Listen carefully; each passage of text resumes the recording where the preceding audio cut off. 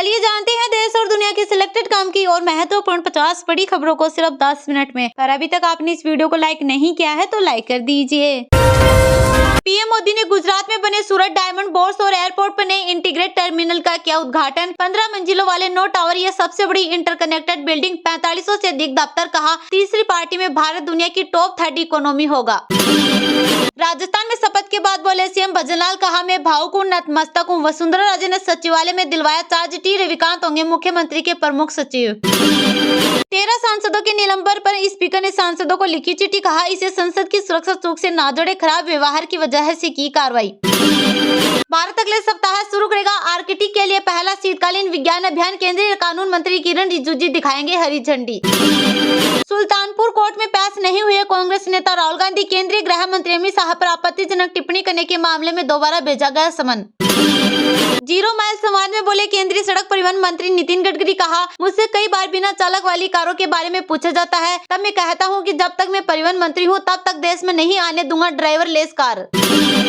छत्तीसगढ़ के पूर्व मंत्री और भाजपा नेता रामविचार नेताम बने छत्तीसगढ़ विधानसभा के प्रोटेम स्पीकर, राज्यपाल ने राजभवन में दिलाई शपथ। अब पीएम मोदी ने देश को गारंटी दी है कि अपनी तीसरी पार्टी में भारत दुनिया की टॉप 30 इकोनॉमी में जरूर होगा शामिल, कहा सूरत की भव्यता में दुनिया का सर्वश्रेष्ठ डायमंड जुड़ा। राजस्थान में डिप्टी सीएम दिया कुमारी ने प्रेमचंद की नियुक्ति रद्द करने को लेकर हाईकोर्ट में दी याचिका, तर्क डिप्टी सीएम पद का संविधान में प्रावधान नहीं, शपथ को दी गई चुनौती। पीएम मोदी ने गुजरात के सूरत में एयरपोर्ट की नए टर्मिनल का किया लोकार्पण, आज ही यहां से पहली इंटरनेशनल फ्लाइट ने दुबई के लिए भरी उड़ान। पीएससी की स्थापना दिवस में शामिल हुए यूपी के सीएम योगी आदित्यनाथ, बोले संसद और श्रीराम जन्मभूमि पर आतंकी हमले को पीएससी ने किया था निष्फल। भाजपा हर चुनाव ऐसे लड़ती है जैसे है अंतिम लड़ाई हो, लोकसभा चुनाव को लेकर विपक्षियों को कांग्रेस के वरिष्ठ नेता पी चिदम्बरम ने दी सलाह। एनिमल ने अब तक वर्ल्ड वाइड 800 करोड़ कमाए, तीसरे शनिवार 19.76 करोड़ कमाई। डोमेस्टिक कलेक्शन में आज 500 करोड़ कला में एंट्री लेगी। आपके सुप्रीमो अरविंद केजरीवाल पहुंचे भटिंडा, बोले केंद्र सरकार ने नांदेड़ पटना साहिब के लिए तीर्थ यात्रा रोकी, सीएम भगवत मान 2 दिन में निकालेंगे हल। हरी झंडी दिखाकर देश भर के 5 राज्यों में गांव-गांव पहुंचे की मोदी की गारंटी की गाड़ी, सांसद बोली लोकसभा चुनाव की तैयारी का आगाज। 1 या 2 नहीं 7 स्मोक कैन लेकर लोकसभा में घुसे थे आरोपी, पुलिस ने किया खुलासा, इंटरनेट में सर्च की थी संसद की जानकारी। छत्तीसगढ़ के सीएम विष्णुदेव साय बोले ईसाइयों के खिलाफ नहीं लेकिन गोहत्या बंद करें। मणिपुर के मुख्यमंत्री ने कहा नहीं बसने देंगे विदेशी लोगों के अवैध गांव। देश में पेट्रोल डीजल को खलनायक मत बनाइए, दुनिया के सबसे अमीर आदमी एलन मस्क ने कहा पर्यावरण को बचाना हम सबकी जिम्मेदारी। राजस्थान के माउंट आबू में पारा 1 डिग्री पहुंचा, एमपी में बारिश के आसार, यूपी झारखंड में घना कोहरा, जम्मू कश्मीर में बर्फबारी से रास्ते हुए बंद। संसद की सुरक्षा में चूक पर बोले प्रधानमंत्री नरेंद्र मोदी, कहा घटना के पीछे कौन क्या है उसके मंसूबे, इसकी गहराई में जाना जरूरी। देश में बढ़ती महंगाई को लेकर कांग्रेस अध्यक्ष मल्लिकार्जुन खड़गे ने केंद्र की मोदी सरकार पर कसा तंज, कहा ये कैसा विकसित भारत है। केंद्रीय गृह मंत्रालय ने सभी आईपीएस अधिकारियों के लिए जारी किया नोटिस, 31 जनवरी तक अचल संपत्ति रिटर्न 2023 जमा करने का दिया निर्देश। भाजपा ऐसे लड़ती है जैसे वह आखिरी चुनाव हो, कांग्रेस नेता पी चिदम्बरम बोले 2024 की हवा बीजेपी की तरफ, कांग्रेस नेतृत्व कमजोरी दूर करे। मध्य प्रदेश के नए मुख्यमंत्री डॉक्टर मोहन यादव लिया एक्शन, उज्जैन में रात्रि विश्राम कर सीएम ने तोड़ा वर्षों पुराना मिथक, बोले मैं राजा नहीं महाकाल का बेटा हूँ। नक्सली हमले में सीआरपीएफ के सब इंस्पेक्टर हुए शहीद, जवानों के साथ छत्तीसगढ़ के सुकमा में सर्चिंग पर निकले थे, 1 हुआ घायल, सीएम ने ली समीक्षा बैठक। संसद में घुसपैठ को पीएम मोदी ने बताया चिंताजनक, बोले इसकी गहराई में जाना जरूरी ताकि समाधान ढूंढा जा सके, विपक्ष को दी सलाह सकारात्मक काम में लगे। धारावी रीडेवलपमेंट के विरोध में उद्योग उठने की रैली, यह प्रोजेक्ट अडानी की कंपनी के पास, कंपनी ने दिया जवाब, कहा परियोजना को लेकर भ्रम फैलाने की कोशिश है। देश की अदालतों में 5 करोड़ से ज्यादा तो सुप्रीम कोर्ट में करीब 80,000 केस लंबित, संसद में केंद्रीय कानून मंत्री ने दी जानकारी। भाजपा को हराने के लिए सपा इंडिया गठबंधन के साथ मिलकर चुनाव लड़ेगी, बोले समाजवादी पार्टी के नेता शिवपाल सिंह यादव।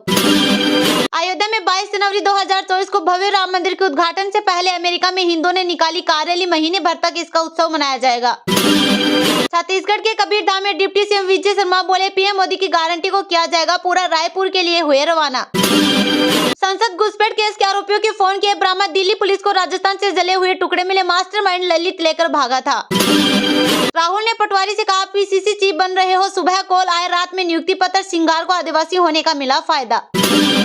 असम का लक्ष्य अगले 2 वर्षों में खाद्य आत्मनिर्भरता हासिल करना, सीएम हेमंत बिस्वा शर्मा ने किया इंटरनेशनल एग्री हॉर्टी शो का उद्घाटन। शेख नवाब अल अहमद अल सबा के निधन पर कुवैत पहुंचे केंद्रीय मंत्री हरदीप सिंह पुरी पीएम मोदी के विशेष दूत बनकर किया दौरा। जवाहरलाल नेहरू और राजीव गांधी का उपहास उड़ाना बीजेपी की आदत। संसद की सुरक्षा में चूक को लेकर केंद्र सरकार पर बरसे मल्लिकार्जुन खड़गे। भारत पर प्रतिबंध लगे अमेरिका में सरकारी एजेंसी की मांग। कहा, भारत में धार्मिक आजादी नहीं, विदेशों में विरोधियों को चुप करा रही सरकार। ये देश के लिए नहीं है, वंशवाद के लिए दान है। कांग्रेस के क्राउड फंडिंग अभियान पर किरण रिजिजू ने कसा तंज। कांग्रेस नेता धीरज साहू को लेकर बोली बड़ी बात। लोकसभा चुनाव की तैयारी में जुटी बीजेपी। विकसित भारत यात्रा से गांव शहरों तक पहुंचेगी सरकार। आयुष्मान भारत समेत कई योजनाओं पर रहेगा फोकस। चीन के साथ चल रहे सीमा विवाद के बीच बोले सेना प्रमुख। कहा, अस्थिर सीमाओं की विरासती चुनौतियां हमें परेशान करती रहेगी। केरल में कोविड के सब वेरिएंट JN फर्स्ट मिलने से बड़ी टेंशन। स्वास्थ्य विभाग हुआ अलर्ट। अस्पतालों में मॉक ड्रिल का दिया आदेश। उत्तराखंड के सीएम पुष्कर सिंह धामी ने कहा, केंद्र की सरकार ने मजदूरों के कल्याण के लिए श्रम कानूनों में बदलाव किए हैं। MP में हार के बाद अब लोकसभा चुनाव की तैयारी में जुटी कांग्रेस। नई साल से कांग्रेस नेता कमलनाथ संभालेंगे पार्टी का मोर्चा।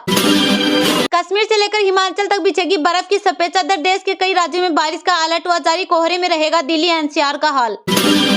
पुलिस क्रिमिनल कोर्ट को पासपोर्ट जब्त करने का अधिकार नहीं। कर्नाटक हाईकोर्ट बोला, इनके पास सिविल कोर्ट जितनी शक्तियां। बिजनेसमैन का पासपोर्ट लौटाने का आदेश। पुराने क्लब की तरह है UNSC, हर कोई इस पर पाना चाहता नियंत्रण। विदेश मंत्री जयशंकर ने संयुक्त राष्ट्र पर उठाए सवाल। 3 राज्यों में हार के बाद कांग्रेस ने बुलाई CWC की बैठक। 2024 के आम चुनाव की रणनीति पर हो सकती है चर्चा।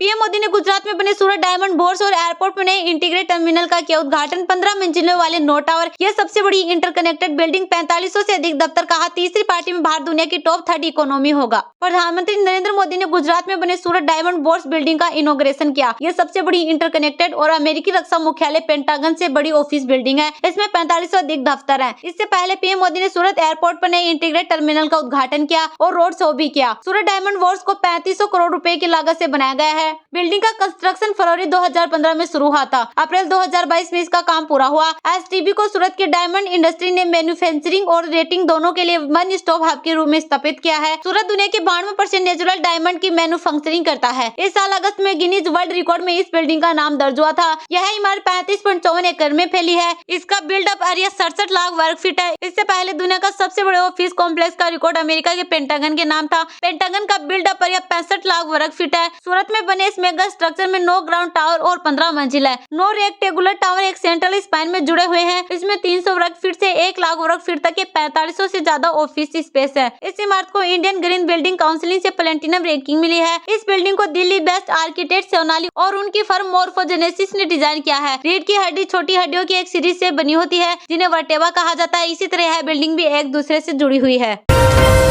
जीरो माइल समाज में बोले केंद्रीय सड़क परिवहन मंत्री नितिन गडकरी। कहा, मुझसे कई बार बिना चालक वाली कारों के बारे में पूछा जाता है, तब मैं कहता हूं कि जब तक मैं परिवहन मंत्री हूं तब तक देश में नहीं आने दूंगा ड्राइवर लेस कार। देश में बिना चालक वाली यानी ड्राइवर लेस कारों को लेकर केंद्रीय सड़क परिवहन एवं राजमार्ग मंत्री नितिन गडकरी ने साफ कह दिया है कि वह कभी इसकी अनुमति नहीं देंगे। केंद्रीय मंत्री गडकरी ने दृढ़ता से भारत में चालक रहित कारों की शुरुआत के खिलाफ अपना विरोध व्यक्त किया। उन्होंने चालकों की नौकरी के नुकसान के बारे में चिंता व्यक्त की। जीरो माइल समाज में बोलते हुए गडकरी ने कहा, मुझसे कई बार बिना चालक वाली कारों के बारे में पूछा जाता है, तब मैं कहता हूं कि जब तक मैं परिवहन मंत्री हूं तब तक आप भूल जाए। गडकरी ने कहा, मैं बिना चालक वाली कारों को भारत में कभी नहीं आने दूंगा क्योंकि इससे कई लोगों की नौकरियां चली जाएगी और मैं ऐसा नहीं होने दूंगा। उन्होंने यह भी स्पष्ट किया कि टेस्ला का भारत में स्वागत है, लेकिन भारत में बिक्री के लिए चीन में विनिर्माण स्वीकार्य नहीं है। बिना चालक वाली कारों का परीक्षण आपको बता दे, दुनिया में कई जगहों पर बिना चालक वाली कारों का परीक्षण किया जा रहा है। गूगल समेत कई दिग्गज कंपनियां इस पर काम कर रही है कि कैसे ड्राइवर लेस कारें सड़कों पर उतारी जाए। माना जा रहा है कि ऐसा करने से आर्टिफिशियल इंटेलिजेंस की मदद से दुर्घटनाओं को कम किया जा सकेगा।